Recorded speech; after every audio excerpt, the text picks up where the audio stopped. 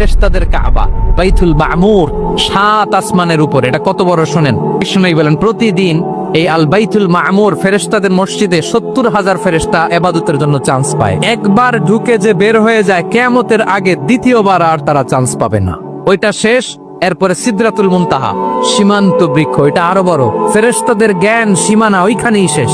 এর উপরে কি হয় ফেরেশতারা আর জানে না। সিদরাতুল মুনতাহার এরিয়া শেষ। এরপরে শুরু হয় আল্লাহুল মাহফুজ, কোরআনের বাড়ি। এটা মিন দুররাতিন বাইদা, সাদা ঝকঝকে ডায়মন্ড দিয়ে আল্লাহ বানাইছে। আমাদের সবার তাকদীর ভাগ্যলিপি ওইখানে লেখা। ওইটা শেষ।